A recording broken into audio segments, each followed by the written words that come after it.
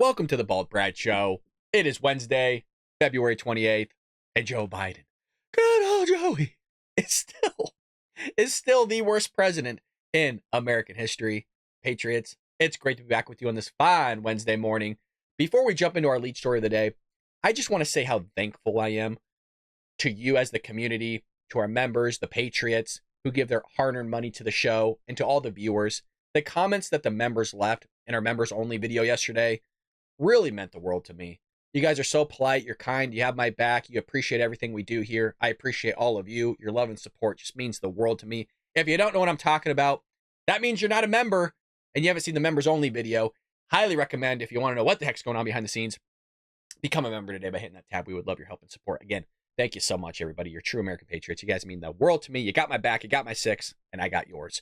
Kicking off our lead story of the day, House Republicans subpoena Garland for Biden docs probe material. So this is actually really important because these classified documents that Joe Biden hid in the Biden Pence Center, his garage next to his Corvette, this thing was supposedly locked up like Fort Knox was. Well, this transcript that they want released in the video and audio files rather, is really going to reveal Joe Biden's cognitive decline.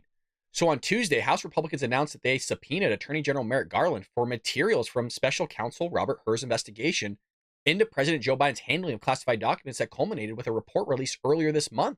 And that was the bombshell report that said, hey, Joe's not mentally fit to be in the defendant's box. He's not well enough to take questions and give coherent answers.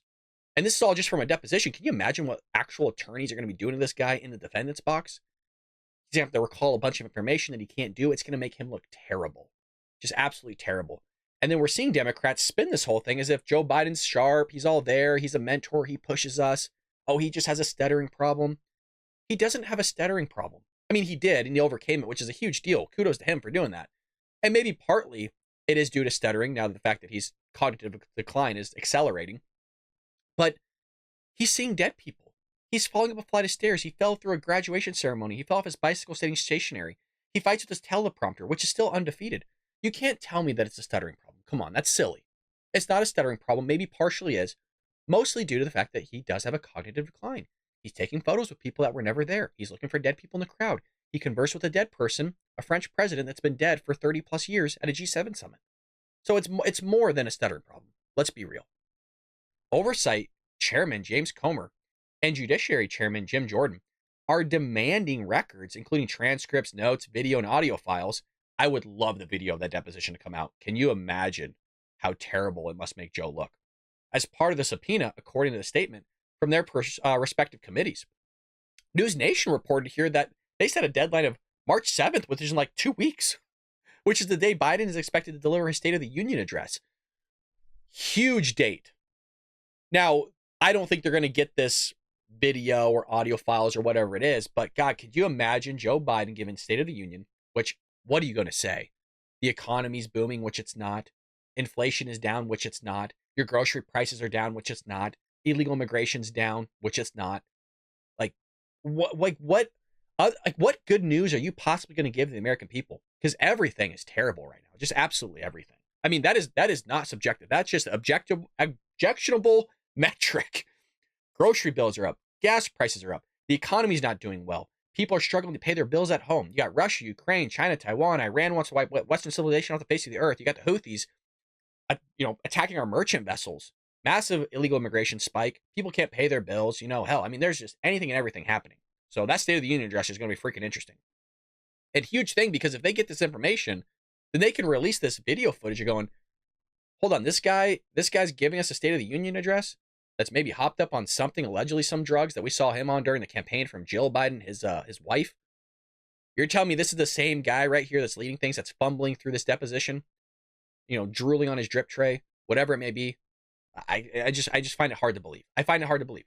So we're going to see what comes of this. We'll make sure we keep you guys updated regarding this deposition, because like I mentioned, supposedly this guy was incoherent. He couldn't remember when his son died. He thinks his son died in Iraq, which is not the case. He doesn't know when he's vice president. He didn't know when he was senator. He's struggling recalling basic information, basic facts. And how the White House portrayed this through Karine Jean-Pierre and also others was, I think it was Ian Sams, the White House counsel, we're going, well, it was very specific information that they were asking him. No, they weren't. They were just asking broad questions. Hey, man, like, when were you vice president? Just throw out some dates. He couldn't do that.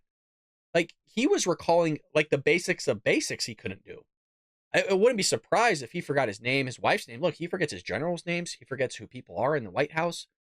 So don't give me this of like, oh, they were asking, hey, on page 32 of this classified document that was in a box next to your Corvette, paragraph 3, sentence 2, like, what did it say? Like, nobody's asking him those information. No, it's like, hey, Joe, what's your house address?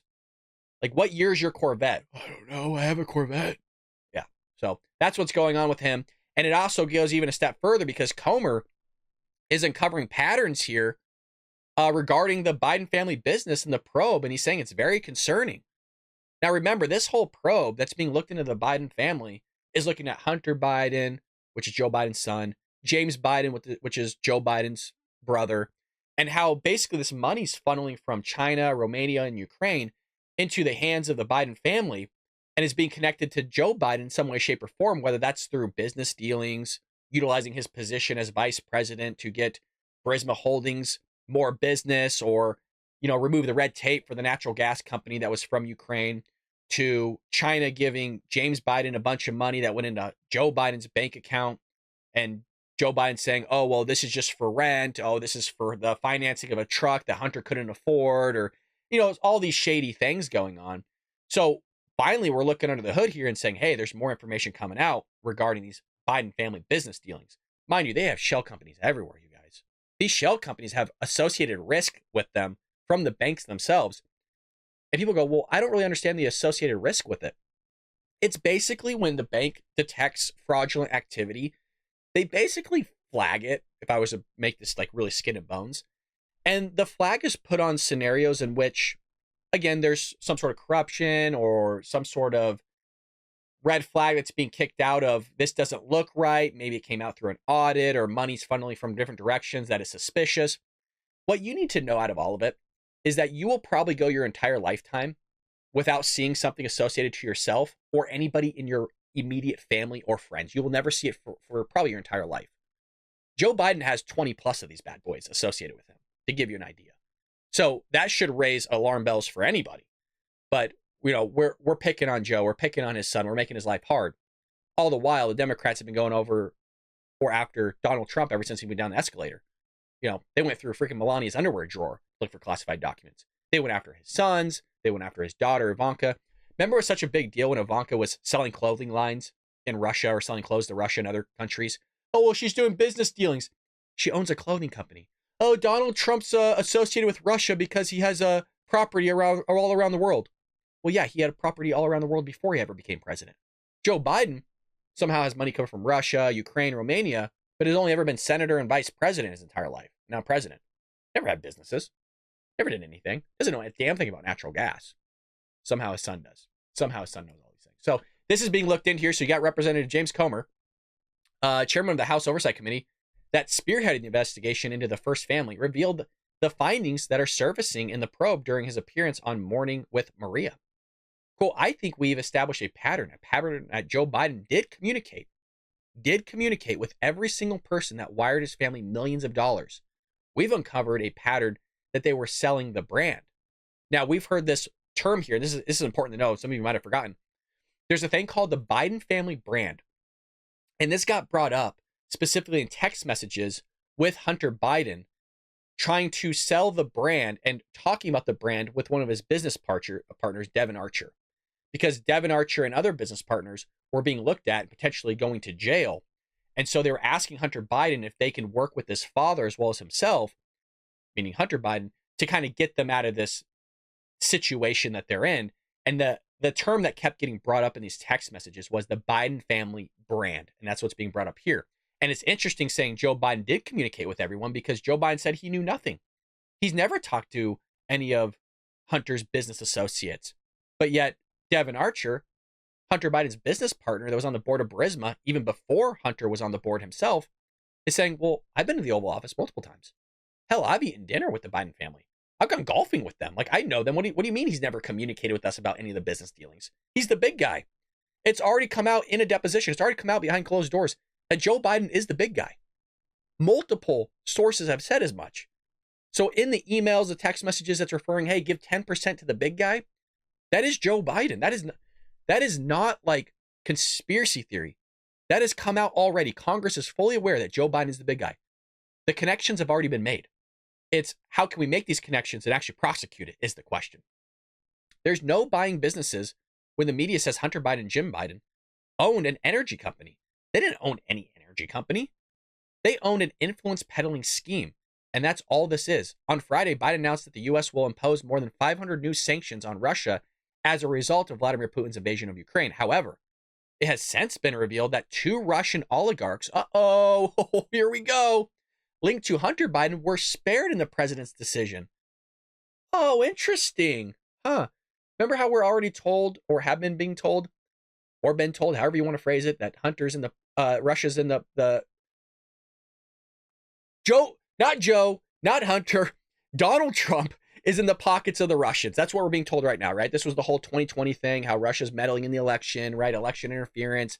Then we're told there was Russian misinformation, Russian disinformation. Then it turns out that they had the Mueller report.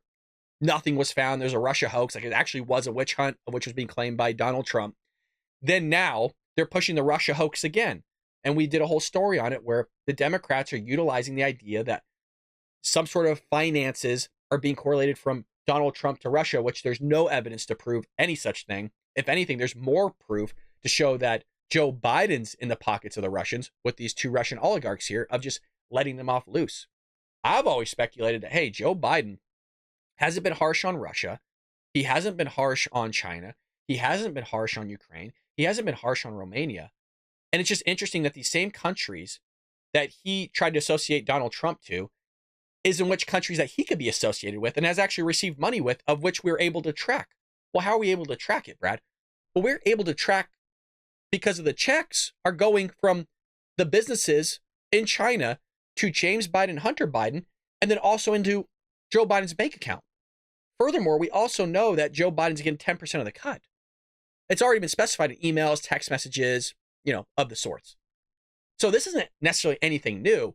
But all it is taking that spider web that we talked about before that's going to take years to unravel and uncover, and maybe will become more prevalent when Donald Trump's in office so we can get more people looking at this, more eyes on the books to actually decipher where all this money's going from to reveal this Biden family corruption. So in August, the committee provided screenshots of bank records they say demonstrate that these people, the widow of former Moscow mayor, wired, so these Russians wired $3.5 million to Rosemont Seneca. Now, Rosemont Seneca is the business, one of kind of the branch businesses of Hunter Biden and Devon Archer. So what I've seen from my end to kind of really simplify this is they have all these shell companies, they have all these businesses everywhere. And there's money funneling from Russia, China, Romania, and Ukraine into these businesses. And these businesses are then funneling money to Joe Biden, Hunter Biden, Devon Archer, right? Paying people off, hush money here and there, James Biden. Hell, we had money coming from James Biden's wife into Joe Biden's bank account. But all this is legit. You got to be kidding me. Honest to God, really. I mean, this is mostly speaking to the Democrats. You guys really think this is legit? You think that Hunter Biden knows anything about natural gas? You can't honestly say that you really do believe that, right? I mean, he was being investigated by Shokin in Ukraine for the corruption. And one of the things that even Shokin brought up, the Ukrainian prosecutor that was looking in the corruption of the entire country of Ukraine, let alone also Burisma Holdings, of which Hunter Biden was on the board of, going, one of the questions that he was investigating was, why is this guy on the board of a natural gas company when he knows nothing about natural gas? That's weird. And it just so happens that his father is the vice president of the United States. Why is also there a connection between him working with his father and trying to get red tape removed and try to get more business opportunities for Burisma Holdings so he can make more money? Isn't that highly illegal? It is. But this is all legit, you guys. 3.5 million being funneled into Rosemont Seneca for absolutely nothing. You got money coming from, again, China, which we've seen the actual screenshots of the check. So this is all taking place. We'll see if more actually comes of it. But he goes on to say, he says, the sanctions look like a policy decision that Joe Biden made in return for millions of dollars that his family received from an adversary. Weird. because I heard Donald Trump's in the pockets of the Russians, not Joe Biden. If you all noticed that everything that Joe Biden Democrats are saying Donald Trump is doing or working with is actually Joe Biden Democrats working with, right? Donald Trump's not harsh on China, even though he was. Donald Trump wasn't hard on Russia, even though he was. So if you just flip-flop, take the opposite of everything they're saying about Trump, it's actually just Joe Biden, right? Joe Biden taking money from oligarchs in Russia. Russia's actually eating really well, even though we're told that they weren't.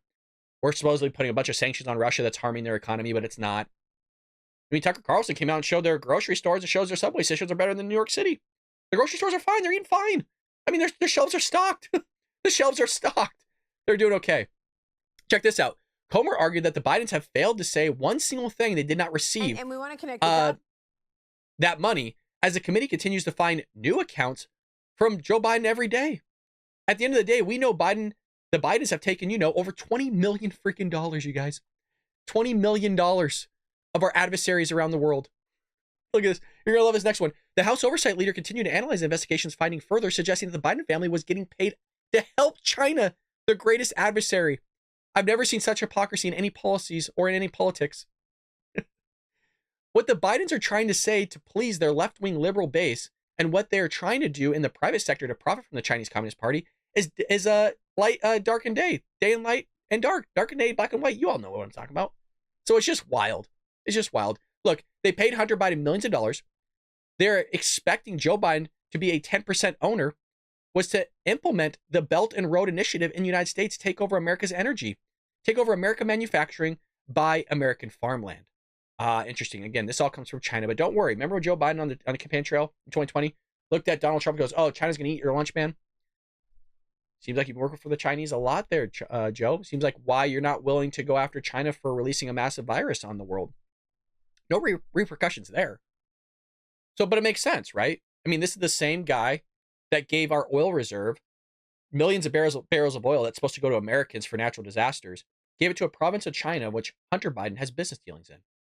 Weird. Out of all the provinces of China, just so happens that millions of barrels of our oil from our reserve, when gas prices were harsh, the supply was low, just gives millions of barrels of oil to a province in China that Hunter Biden has business dealings in.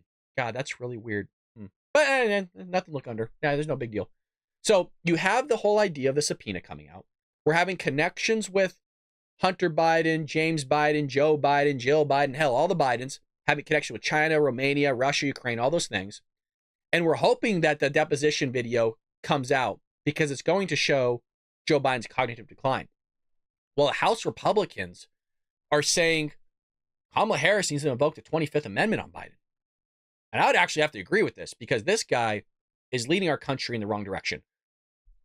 There has to be another Democrat out there. There has to be another Democrat out there that can actually lead better than Joe Biden does.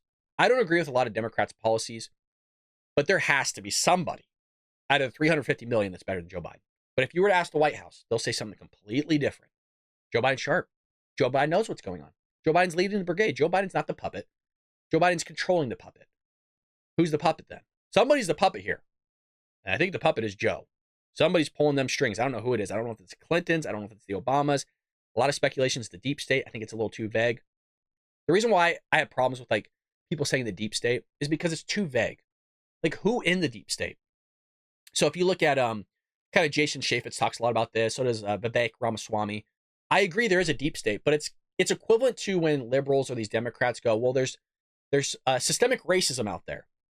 I don't believe there is. I mean, if you were to make a case about systemic racism, that would be affirmative action. But it's too broad. Like, who are the racists? Because nobody likes racism, right? We have to be able to band together and solve the problem, but your problem is too vague. How do we solve it? Who are the racists so we can band together and get rid of the racists? In the same way, if we're going to shout, well, the deep state's out there, who in the deep state is specific? Now, to give Jason Chaffetz some credit, he's probably the one that I've seen most classify the deep state as this group B. So there's group A and group B. Group A would be like Joe Biden and Kamala Harris, like the leaders, right? The people that are out front. The people that are elected in a nutshell. The team B, group B, is basically the bureaucrats, the people that are always going to be in government, even when the president leaves. That's basically the deep state. They're the ones that, regardless of whatever happens, you're going to have to work with to get policies implemented to move things forward, regardless of whoever's president or not. That's the deep state. And that's kind of who's being claimed right now to be running the show, is the people that aren't elected, that are just hired, that are going to be there when the president's gone, no matter who's there. So if I had to kind of explain what's going on, I think it's probably the deep state. I think the Obamas are a little bit in there because Joe Biden, we know, talks to him, but I think the 25th Amendment should be implemented. A House Republican is calling on Vice President Kamala Harris to get a majority of the cabinet to remove President Joe Biden and from office amid concerns about his agent's ability to lead effectively by invoking a never-before-used sanction of the section of the 25th Amendment. Now, I don't like the fact that they keep talking about his age. You guys, Donald Trump isn't that far removed. There's a lot of people that are in their 80s that are completely coherent, that can read from a teleprompter, that can answer your questions clearly. You can have a full-fledged conversation with, without them having to stop and pause and breathe or need note cards of, you enter the room, you sit down, you take a breath. This is the person you're going to talk to. Here's the question. This is their name. Sit down, pause, breathe. It's not an age issue. This man, this poor gentleman, is in mental decline, and we're just allowing it to happen, and we all have to watch it. I mean, I've always used this example. They went after Donald Trump for his hand shaking for a glass of water.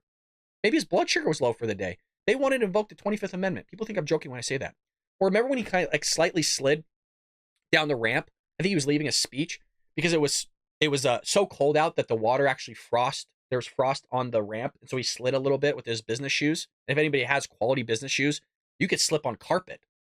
So they wanted to invoke the 25th Amendment on that. Oh, he's not fit to hold office. He's not healthy. Look at him eating McDonald's and Coke and all these things. How is that guy can eat fast food and have a Coke every single day and chips and still look more healthy than Joe Biden? And Joe Biden doesn't do any of those things. So you got Ken Buck, who has criticized the impeachment inquiry against Biden and is not seeking re-election in 2024, announced a long shot bid on Monday with a statement that referenced the report by special counsel Robert Hur on Biden's handling classified documents that documents how the president exhibited memory problems. Here's the quote. The Hur report officially addressed that many Americans have long witnessed with their own eyes that President Biden is no longer fit to successfully discharge the critical duties of his office. Numerous instances were articulated in that report and have played out in full public view, showing President Biden's apparent cognitive decline and lack of mental stamina. Now, this guy isn't chauffeured out every single day. As I've mentioned, they specifically timed it out that he's sharpest between 10 a.m. and 4 p.m. The most ideal time that they found is actually between noon and 4 p.m. So that's when they tend to chauffeur him out to speak in front of people or do some sort of engagement with people, because that's when he's most coherent. That's from his staff. That is not from me. That is not something I made up. That is from Axios. That is from his own people. That's the time that they want to send him out because he's at his best. If he's not able to carry out his duties, what is he doing the rest of the day? Because I'm being told he wakes up at 7 a.m., then he exercises for a couple hours. He is not exercising a couple hours. There's no way. You don't struggle going up a short flight of stairs when you're exercising that much every single day. There's something else going on. And that's why you see him coming out and doing meet and greets with people, and he has CPAP marks. If anybody knows about CPAP, it needs to be tied on your face. I'm not hounding the guy for wearing a CPAP. You need to stay alive. But I'm hounding the fact of he just woke up from a nap. There hasn't been that much time between him putting on that suit and him getting out of bed in midday, and supposedly he's just working all hours of the day and that he has great stamina. He doesn't have great stamina. But if you listen to Karine Jean-Pierre in the White House podium during these press briefings, he has phenomenal stamina. She would actually match him against anybody in the United States. I mean, it's such an outrageous claim to make. I mean, look, I have good stamina, but there's definitely people in the NFL, the NHL, hell, athletes that have way more stamina than I do. But if you put me up against Joe Biden, I'm beating that guy every day of the week. So it's just an insane thing to say, and nobody questions her on it. I mean, we've seen clip after clip of Democrats coming out and saying, oh, he's fine. Joe Biden's completely fine. He's sharp. He's the sharpest guy I've ever met. The guy has it all together. Meet with him for hours. Spent hours with the guy. If we're seeing this in a deposition, actual documents that are being released about his mental fitness, his mental health, whatever you want to call it, and we're able to also see it between the hours of just 12 and 4, and that's when most of the gaffes happen, but we're also being told that that's when he's the sharpest. Can you imagine what's taking place behind the scenes? It has to be insane. I mean, this guy is drooling, probably fumbling through his words, incoherent, doesn't know what's going on. they have him falling asleep during interviews. Remember that 60 Minutes interview where he just completely went dark? Like, the guy had to say, Mr. President. I mean, we've seen footage after footage. So if that's at its sharpest, I can't imagine what's going on behind the scenes. The societal changes and security threats our country faces are innumerable and require a chief executive with both strong mental and physical faculties. The time has come for the vice president and cabinet to put our country first and move forward on invoking the 25th Amendment. And it ain't wrong. Absolutely correct. The sad thing is then you get Kamala Harris. And she is terrible. I mean, she is just terrible. She drove California into the ground. The resolution mentions finding the HERS report and notes that Biden is the oldest sitting president in U.S. history at the age of 81. It's not about his age. You could be 90 as long as you're sharp. That's fine. As long as you're actually there, you're cognizant. You're not talking to dead people. You're not taking photos with people that never existed. You're not conversing with dead people. You're not looking for dead people in the crowd. You're not losing your train of thought. No, as long as you can be 100 for all I care. If you're there, you're with it. You're a good leader. That's fine. But he's not. He's not. It mentions a litany of well-documented incidences in which Biden has appeared confused or lost, tripped or fallen, and struggled to come up with a correct name. Also noted in the resolution is how, pursuant of Article 2, Section 2 of the Constitution, Biden serves as commander-in-chief and at all times has access to the nuclear football and enables the president to transmit orders to military leaders to launch a nuclear strike and is taken with responding to emergencies. So you got a guy that's president but doesn't know he's president, that has access to nuclear codes, that might not know how to use the nuclear codes, that might fumble through his words and say yes when he actually meant no because he's not coherent. But it's okay, you guys. We'll vote for him again. He's going to get millions of votes. I mean, please understand, Joe Biden could actually win again. I know that sounds ludicrous, like who would vote for this guy? There's a good possibility that if they try the same shenanigans they tried in 2020, because we never figured out the election fraud, whether you think it swung the vote or not, we don't have that information. We don't know whether it would or wouldn't, but just the sheer fact that we never even looked under the hood, we never audited, we never did forensic accounting, we never did forensic looking of the ballots. We don't know what type of fraud actually took place, if it did or did not swing the election, whether it be for Trump's favor or Biden's favor, we don't know.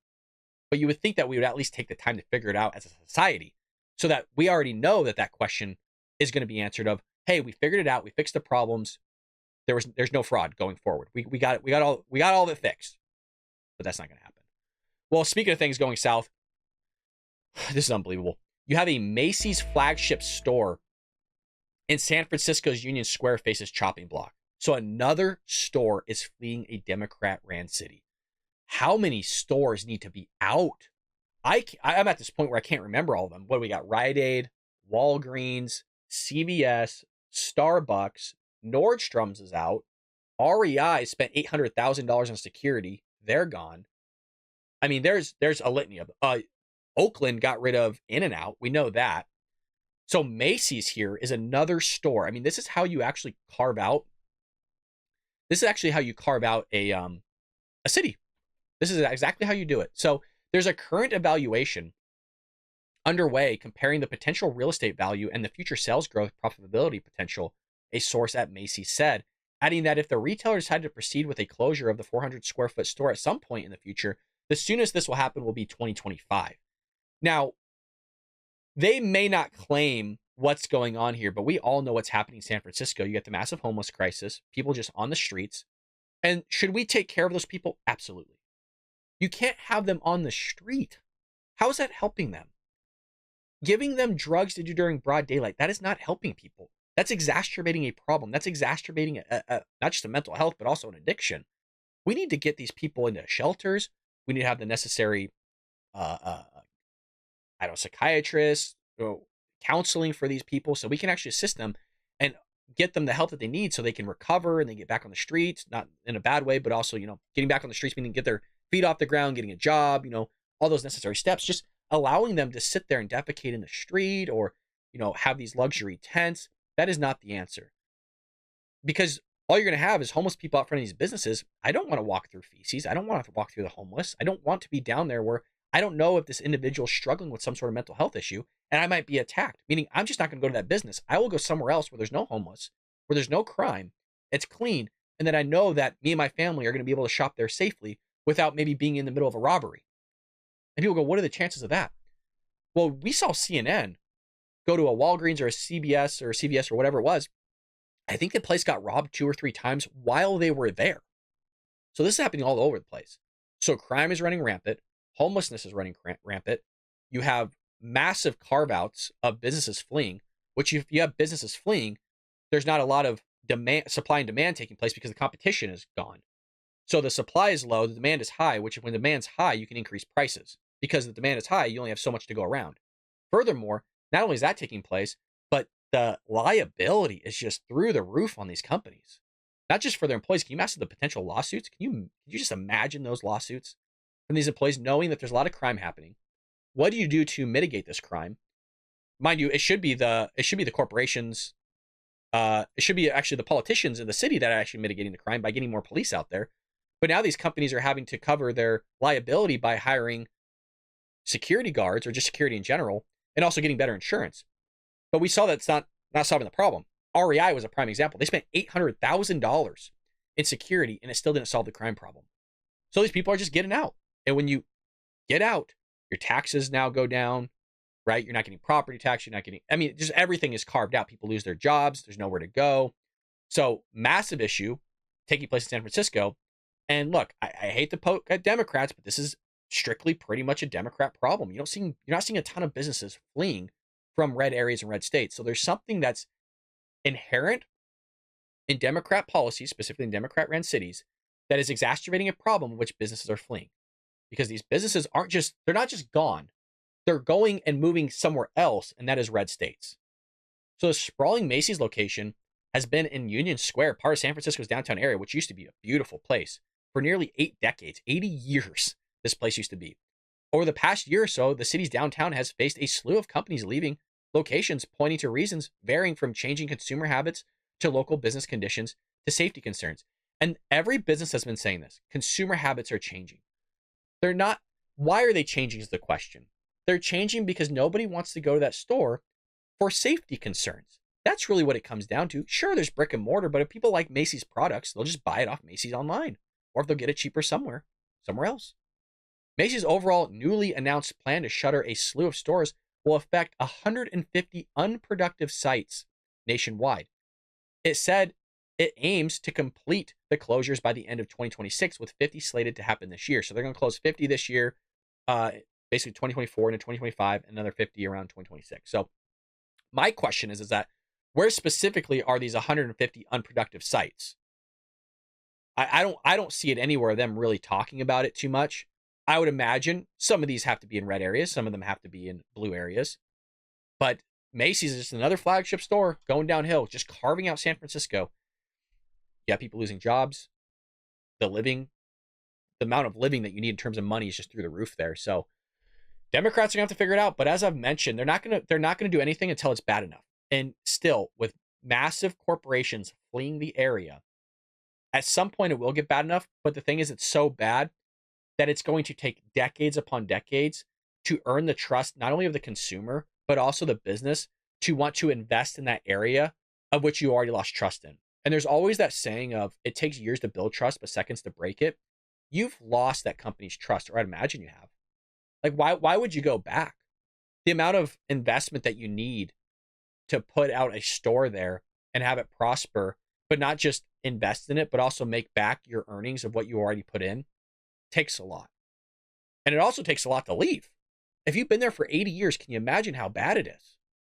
It's terrible what's happening in these cities. And by the way, the people that live in these cities are the ones that are being hit the most. And that's why we talked about this interview of this gentleman getting upset with Walgreens for leaving. But the Walgreens is taking a massive hit financially because they're getting robbed every single week. And not only that, they're having to hire security. So you're already losing, right? You're losing product, dental floss, shampoo, whatever's being stolen. I mean, everything's being stolen, right? The company's having to hire security, which is, so you're losing money. Then you're spending more money on security. So you're losing even more money. You have to pay the employees. Nobody's coming in to buy your stuff because everybody's fearful of actually being there at the time it's robbed.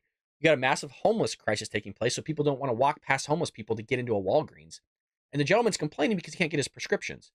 Should he be able to get his prescriptions? And is that a big deal? Yes, people need to be able to get their medicine. But the question is that whose liability is that? Well, that's the citizen's liability. That's not up to necessarily Walgreens. If Walgreens can't sit there and do business, they're not supposed to just eat that cost. So you have everybody being harmed at the end of the day. You have the consumer being harmed, and you have the business being harmed because we want to allow these people to run roughshod over an entire city. So if you're harsh on crime, if you have people actually police it, throw people in jail for doing something that's bad and illegal, then you're not going to have it. But because there's no repercussions in these cities, things just happen. So I know I'm being a dead horse with it, but I'm also trying to be careful with my words because I don't want to upset anybody. Well, our next story here comes from Blaze Media, where Tennessee House passes bill to ban pride, other ideological flags in schools. To me, this is a huge, of course. As an educator myself, I don't think you should bring in your political viewpoints into the classroom. Now, that gets a little bit muddy because there's just things that you're factually correct on. Do you know what I mean? Like, you could bring political things, like, for example, when I'm teaching finance, taxes take money out of your pocket and tend to not help you pay for things because your money's not going no longer in your pocket, but into the government's pocket. So at the end of the day, less money for groceries, less money for prescriptions, whatever it is. I mean, that is just a fact. Taxes do not tend to help you. So that's something you could bring across. I understand there's nuances with that, but I'm trying to make up something off the top of my head right now that could be brought into the classroom. Some people might look at that as, well, that's a conservative ideology. Well, yes, it tends to be conservative because you're conserving money. And just because it's a conservative value does not mean that it's inherently wrong or that we shouldn't want to talk about it. Well, what this is mentioning here is that people, mostly these, I call them activist teachers, is that they're bringing in their pride flags or LGBTQ flags or trans flags, all these flags, when there should only be one flag in the classroom, and that's the American flag. I'm a conservative Republican. I'm a teacher. You don't see me draping the "Don't Tread on Me" flag, or if we had a conservative flag, you don't see me bringing in all these other flags. There's one flag in my classroom, and it's the American flag. But what you tend to see is that the people of the left that I call activist teachers want to be an activist first and then a teacher. I don't think we should bring our ideology in the classroom at all. Like, I don't even think we should be conversing with students about ideology. I think we could talk about a situation and then bring up both viewpoints of, like, this is what conservatives say, this is what leftists say.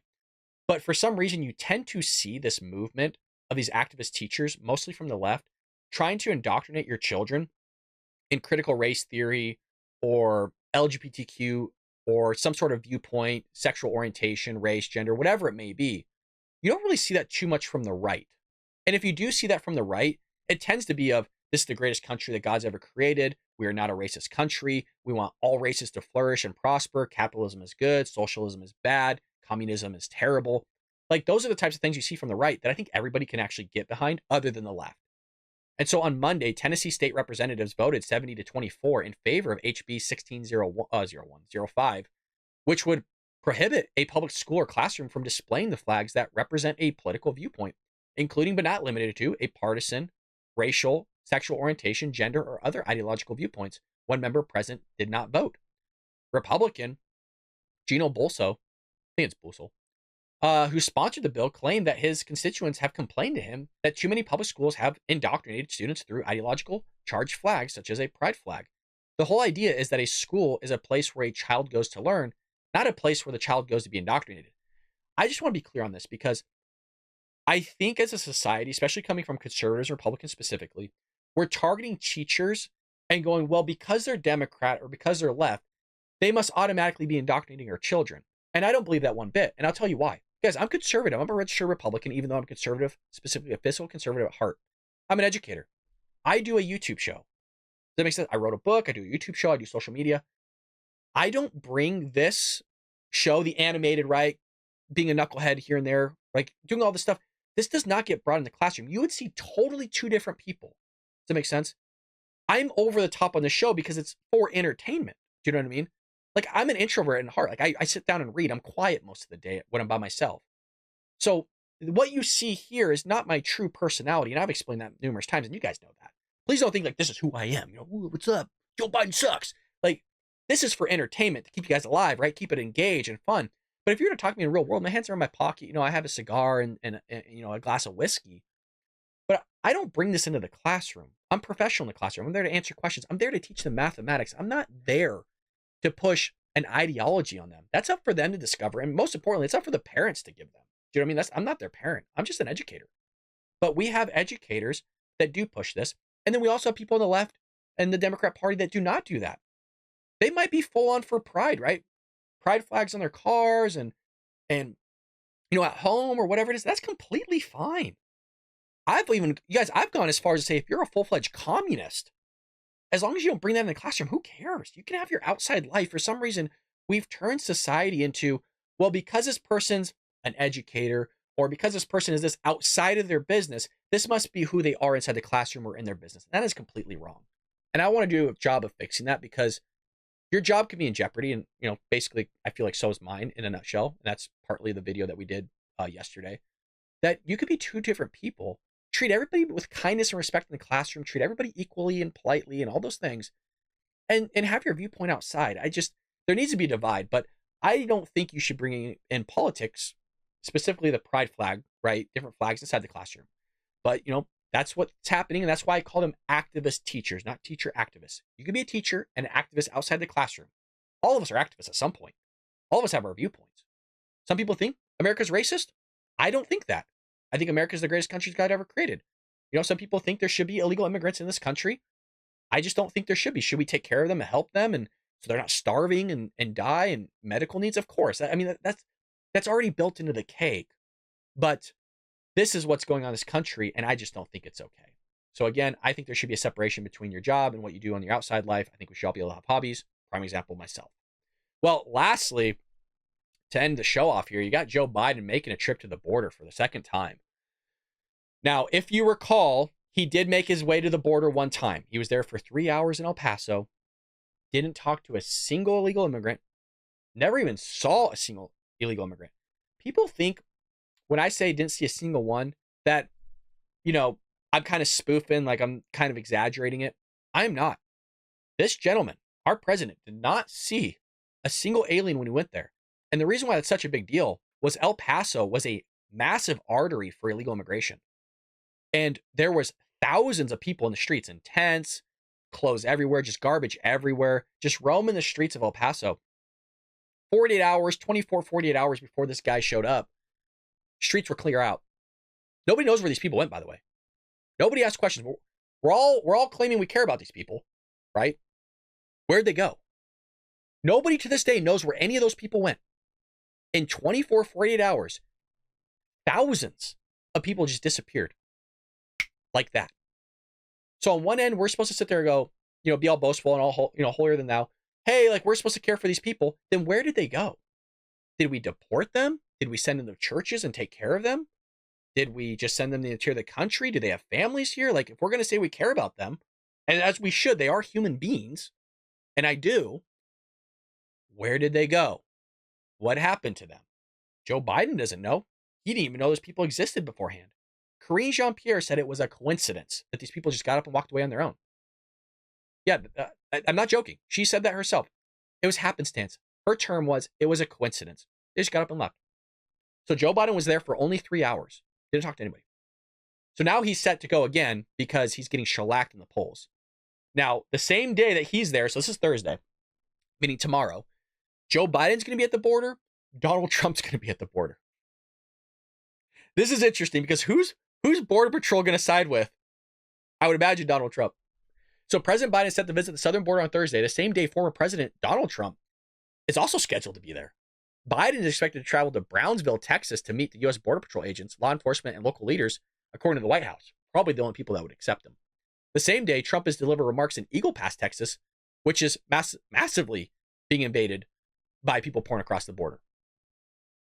So Brownsville and Eagle Pass are about 325 miles, or about a 5-hour drive from each other. Biden is expected to use his trip to talk about the importance of passing the Senate's bipartisan border security agreement. You guys, it's not border security. It's border security for Ukraine. It is not border security for us. Nothing that's there is actually going to solve the problem. Please understand that. You're going to be, it's kind of like what they do with the homeless crisis.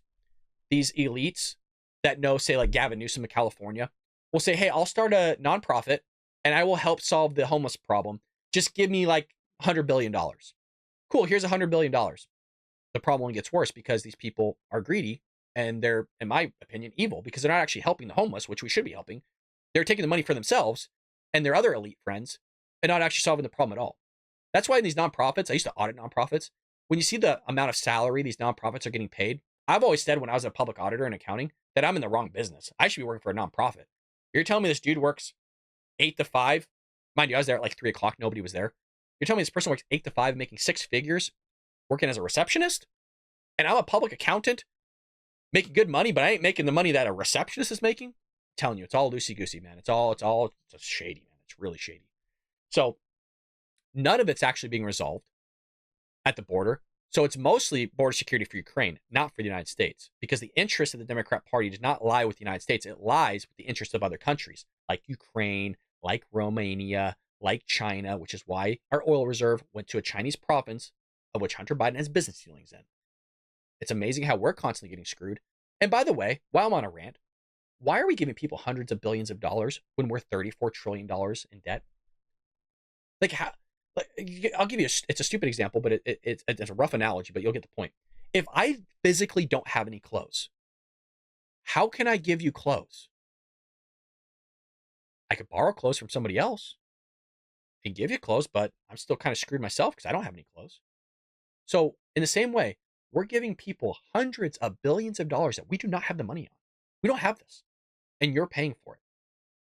It'd be one thing if we had a surplus going, hey, yeah, we have money left over. We'd love to help you and support you. We see that you're being invaded by a country, so here's money.